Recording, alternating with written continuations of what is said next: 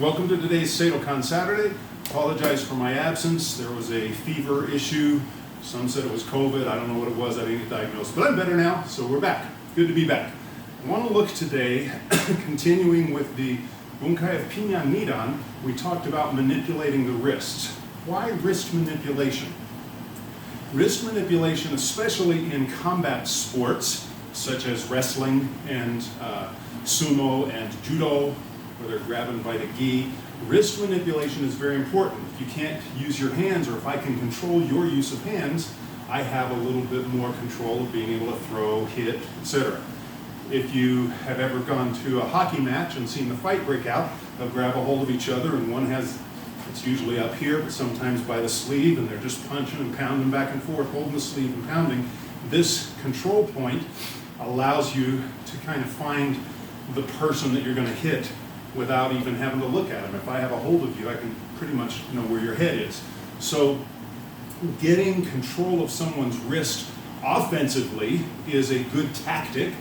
Defensively, we don't want that done to us. And right now we're looking primarily at the defenses. So Max, if you'll join me real quick. So I just want to come camera close and look at a couple of ways that the wrist grab can happen. We basically have 4 positions, 2 on each hand. So he can grab cross wrist here, or he can grab straight wrist here, and then vice versa. Cross wrist and straight wrist on the other side. That's pretty much where they're going to grab. And let's go back, get my face in there, get your face in there. Okay. So he grabs me, but why? Again, he's going to pull and hit me or whatever, so I don't want this. He might even also, in a wrestling situation, he may grab me, or if I'm grabbing him, I may grab him to pull with 2 hands. I saw a great bout in the Nagoya Sumo Basho where the new Ozeki and bucking for Yokozuna, Terumo Fuji, had a hold of the guy here, and they were in and working, and all of a sudden he just pulled, and the guy tumbled just by a pull on the wrist because he caught his balance at the right moment, the right way. So I don't want him to have that much control over me. So the base way that we can get out of this typically is just our hikite, pull straight back, okay? If I'm twisting and pulling, do the other hand so we can see from the thumb. His thumb here, that's where the weakness of the opening is. So if I twist and pull, I'm pretty much done. The problem with that approach is he now has both his hands free and my hand's way back here. Yes, I can punch and do other stuff, but what we'd rather do, if I can, is reverse the control. Now, Pinan Nidan, we already looked at this circular motion here and the pound down. A second way we could do this in Pinan Nidan, let's go the opposite wrist here, is to come up under the wrist, breaking the wrist here, okay? Now, he could be very strong and push down, and I can't lift my wrist.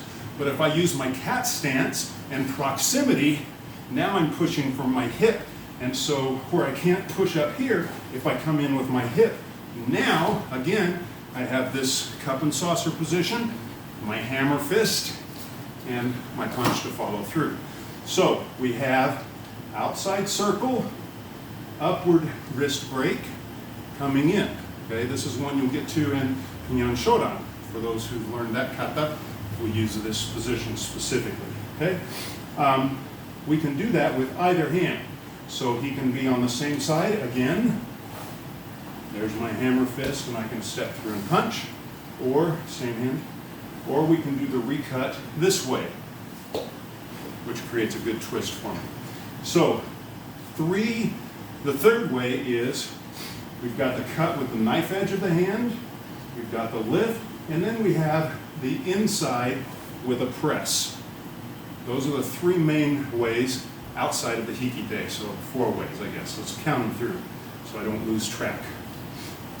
1 is hikite.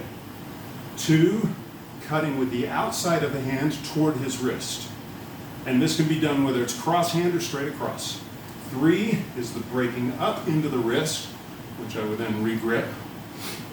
And then 4 would be to come down outside the wrist and press. Okay, here. We see this in Pasai. So those are the 4 main wrist escaping positions. put it back in context of what I teach for the Bunkai Pinan Nidan. We start with a left cross hand, hammer, and punch. And then we turn in the kata, we turn, block, hammer. Same thing, we just do the opposite hand. And that would be our Bunkai number 2 for Pinan Nidan. Okay? There is one other escape that I want to look at, which is hitting the hand. And we can do this 2 different ways. As I strike, and I'm going to use the bone of my wrist against the little gap right here in his wrist, and it feels really good as I hikite. What if I go to do the simple hikite, but he comes with? Oh, crud. I have a problem now, okay? But if I hit and pull, I'm free very easily. Now, there are a lot of variations on this, and again, later in Pinan Nidan, we'll look at one of those variations. But as I hit and pull, or I can capture in as I bring my other arm across. And then I have back fist and other strikes that we can use at that point. So those are your main get out of his wrist. We're in a grappling, I get a hold of him, or he gets a hold of me, boom, I'm free. He gets a hold of me, boom, I'm free. He gets a hold of me, boom, I'm free. He gets a hold of me, boom, I'm free. Ooh. He gets a hold of me, boom, I'm free. And I have him. So the whole idea is that I have outside, inside, upward, downward, pull with a strike, or regrip are all ways that I can escape getting the wrist lock or the wrist grab done to me. The real key factor here is don't let him get set. If he's grabbed and has already started to punch, I'm too late. I better be doing something else. So the minute I'm grabbed, I at least need to move. Oh, look, you weren't even thinking about that. I just move. I need to do whatever I'm going to do right now, okay, to not give him time to hurt me. So those are your main manipulations. Out, in, upward, downward, pulling with a strike, and then regripping.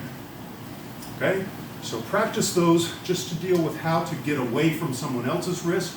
Practice reversing them back and forth with a partner.